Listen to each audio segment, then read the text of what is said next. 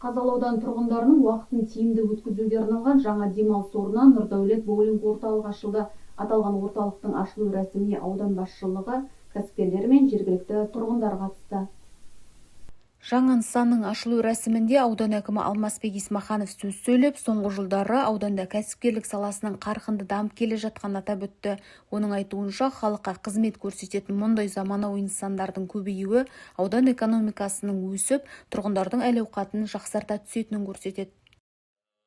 Президентіміздің негізгі мақсаты бұл елімізде шағын және орта кәсіпкерлік саласын дамыту болып табылады. Міне соның бүгін біз куәгер болып жатырмыз.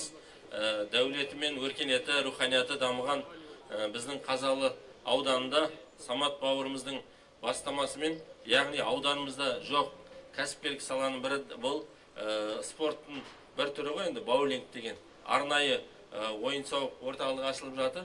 Бұл боулинг Самат Серікұлының жеке қаражат есебінен 60 миллион теңге қаражат шығарып, осы жерде халыққа бос уақытын тиімді осы мәдени демалыс орнында өткізу үшін сіздерге сыйға беріп жатыр. Кәсібіне береке тілейміз. Шара барысында жаңа орталықтың иесі жас кәсіпкер Самат Серікұлы ауданның әлеуметтік экономикалық дамуына қосқан үлесі үшін аудан әкімінің алғыс хатымен марапатталды. Кәсіпкердің әкесі жиналған көпшілікке ризашылығын білдіріп, ел игілігі үшін жасалып жатқан жұмыстарға сәттілік тіледі. Алла қуанышымызды ұзағынан берсін. Сіздерге көп-көп рахмет. Мына балам Самат ақыдай, Нұрсәуле келінім, екеуің осы мына кәсіптеріне береке тауып, жаңағы ағаң айтты ғой, аудан әкімі.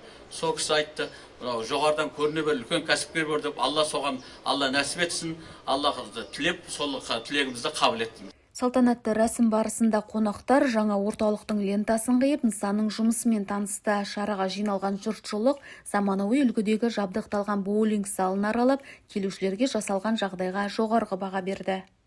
Жобаның жалпы құны 60 миллион теңгені құрайтын Нұрдәулет боулинг орталығы кәсіпкердің жеке қаражат есебінен бой көтерген.